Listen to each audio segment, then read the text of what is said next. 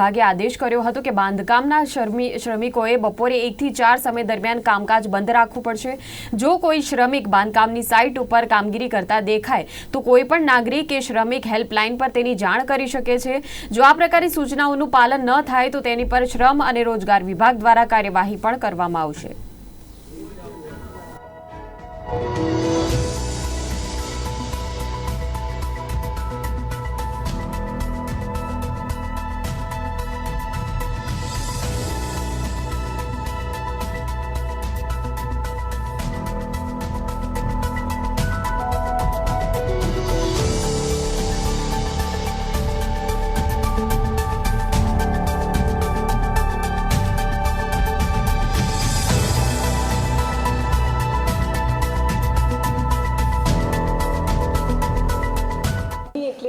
ઉનાળાની ઋતુને ધ્યાને લઈને ગુજરાત સરકાર દ્વારા the building and other construction workers regulation of employment act conditions of services હેઠળ જે બાંધકામ શ્રમયોગી નિયમો 2003ના નિયમ 53 મુજબ સૂચના જાહેર કરી છે કે બપોરે 1 વાગ્યાથી 4 વાગ્યા વચ્ચે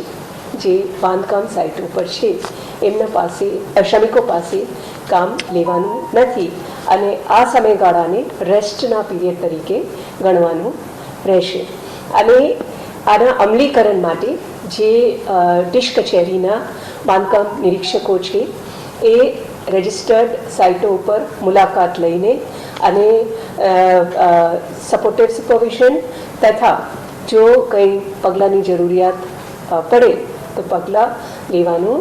લેવા માટે મુલાકાત કરી રહ્યા છે। તેની સાથે સાથે જે શ્રમિક હેલ્પલાઇન છે જેનો નંબર 155372 એટલે કે 155372 છે તેમાં પણ વિશેષ સૂચના આપવામાં આવી છે કે આવી કોઈ પણ ફરિયાદ સામાન્ય નાગરિકોમાંથી અથવા તો શ્રમિકો તરફથી મળે કે આ સાઇટ ઉપર 1 થી 4 વાગ્યા શ્રમિકો પાસેથી કામ લેવામાં આવી રહ્યું છે તો એના માટે ડિશ કચેરીના નોડલ ઓફિસર જે આ સ્પેસિફિક પર્પઝ માટે મૂકવામાં આવ્યા છે તેને જાણ કરશે અને ટીમ મોકલીને આ કામગીરી બંધ કરાવવામાં આવશે। અમદાવાદ ખાતે ગુજરાત કોંગ્રેસના પ્રદેશ પ્રમુખ શક્તિસિંહ ગોહિલે ગુજરાતમાં યોજાયેલી ચૂંટણીને લઈને પત્રકાર પરિષદ યોજી, જેમાં તેમણે જણાવ્યું હતું કે ચૂંટણીમાં